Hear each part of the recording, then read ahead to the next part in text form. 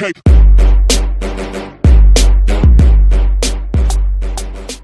Welcome Wargamers, this is Doug with 2+ Stuff, and today we're going to have ourselves a little bit of a debate.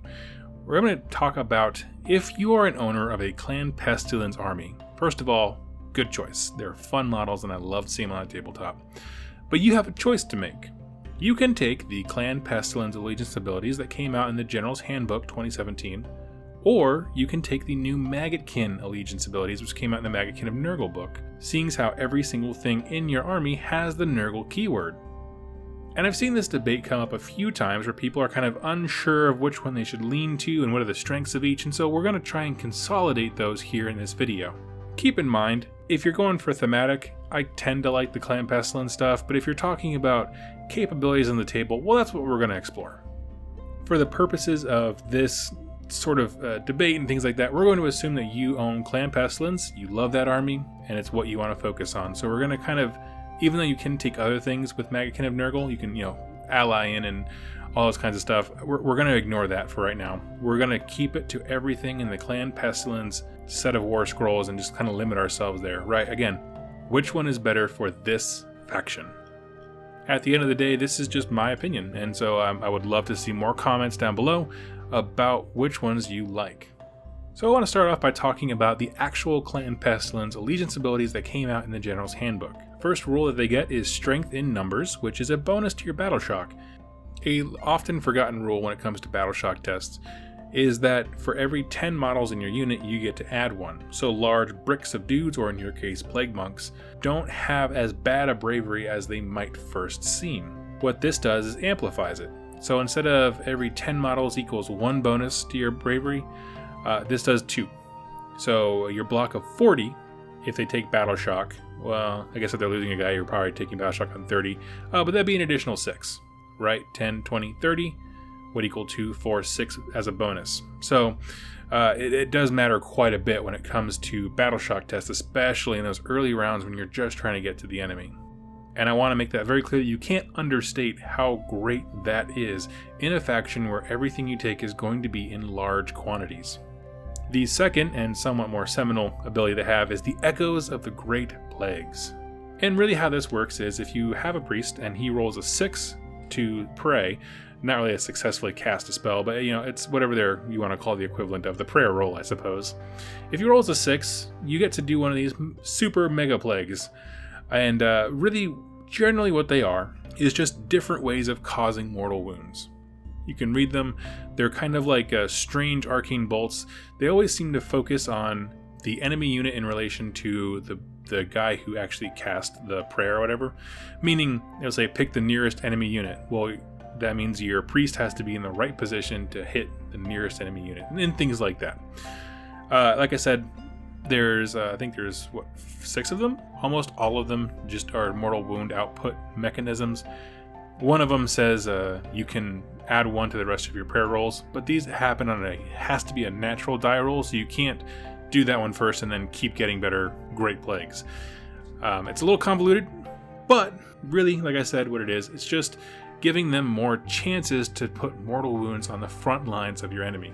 Now with this, you also get access to command traits and artifacts, and as is the case with a lot of the General Handbook level of allegiance, artifacts and command traits like that, none of them are game-breaking or stellar. Like I looked over them, tried building a few lists myself, I even did a proxy game, and nothing stood out as being like, yes, take that thing. That is the best thing, right?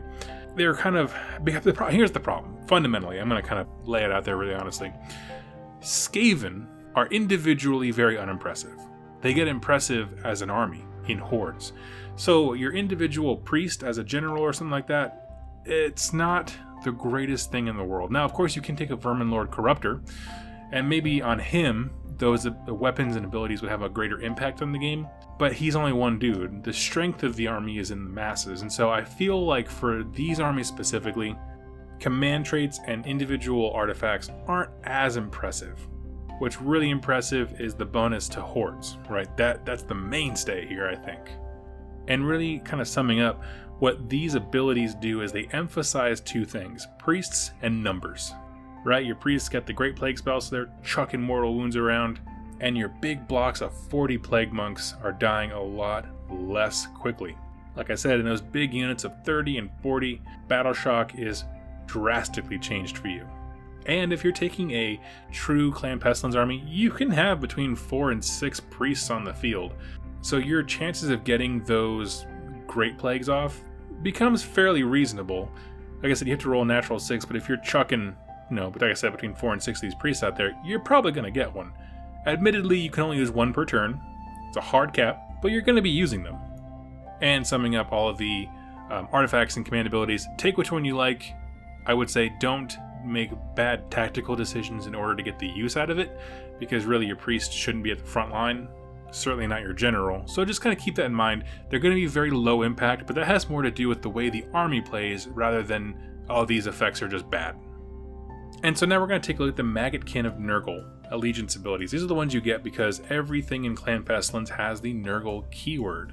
The biggest one being the Cycle of Corruption, where every game turn, one of these effects is taking effect on the tabletop, where you roll a die, and there's a 7 effect chart, so 1 through 7.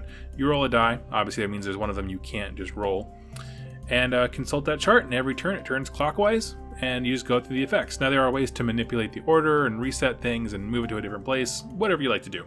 But we'll walk through what those abilities are, and we're going to see if the things on the Cycle of Corruption are good or bad or irrelevant to Clan Pestilens. First one's going to be Unnatural Vitality, which is a +2 to movement. Yes, this is so good. The Unnatural Vitality is really, really great for units like Blight Kings and Plague Bearers, those really slow guys. It brings them up to a standard army speed. But when you're talking about Plague Monks and things like that, who are already at the standard 6 inches, giving them 2 inches of extra movement is awesome. And we're going to talk about how it gets even more awesome here in a little bit. But moving on to the second roll on the Cycle of Corruption, you're looking at a +1 to all wound rolls in the combat phase. Also, yes.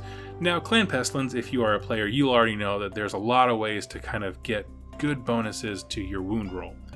You don't hit very much, but if you hit them, you're gonna wound them. And while this is a bit of redundancy in this, having more opportunities to do damage like that is always a good thing. Third one is the Burgeoning. Roll a die for every unit that's in 1 inch of a terrain piece, and a 5-up it's a mortal wound to an enemy, and then it's a 5-up to a Nurgle unit, heals a wound. This is just a little chance to do some pot shots to the enemy.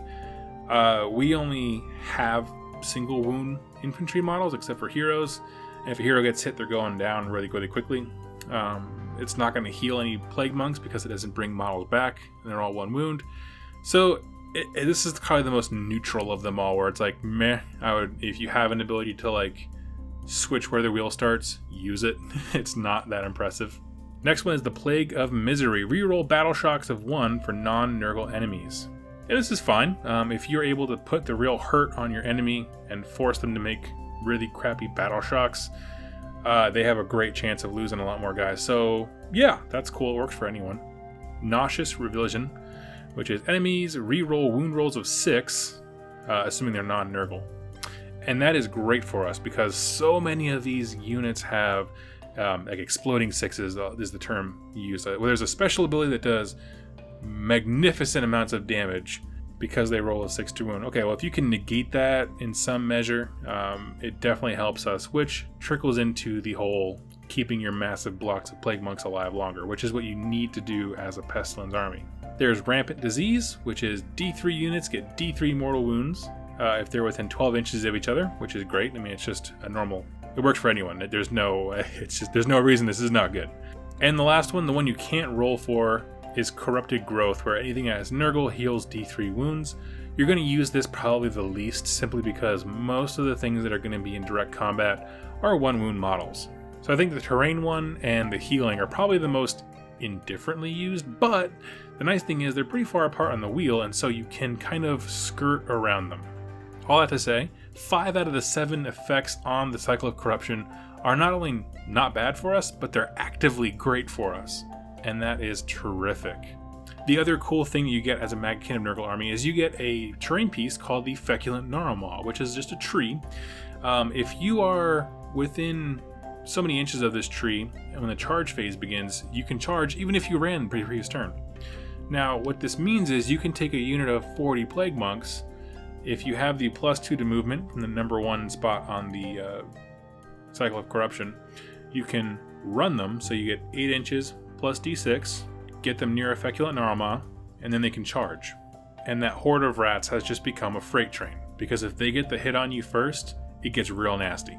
Now, why is the Feculent Neuroma important? Well, the allegiance abilities for Maggotkin also have contagion points. This is a resource you accrue throughout the game, and you keep track of them. It's based on if you have people in your territory, people in your opponent's territory, if you're the only ones there, and you get D3 each turn for each Feculent Neuroma that doesn't have enemy models that directly near it. Now, we talked about keeping the army pure Clan Pestilens. So what we would normally use those points for is summoning things like demons onto the battlefield. However, you can just keep summoning more trees. And this is important because the trees not only give you a chance to go faster by running and charging, but they also have a chance of doing mortal wounds to your opponent. If you park a tree next to an objective, they'll get hurt just from trying to claim the objective. So you can add board control and hurt your enemy in the same process. So the Feculent Neuromas are really important. You're not going to want to ignore them.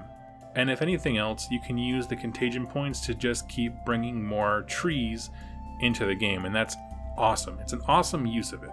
And so those are really kind of the main allegiance abilities. You get the trees, which also lets you summon more trees, and then you get the Cycle of Corruption, which is definitely more of a boon to us than it is any kind of hindrance or indifferent to us.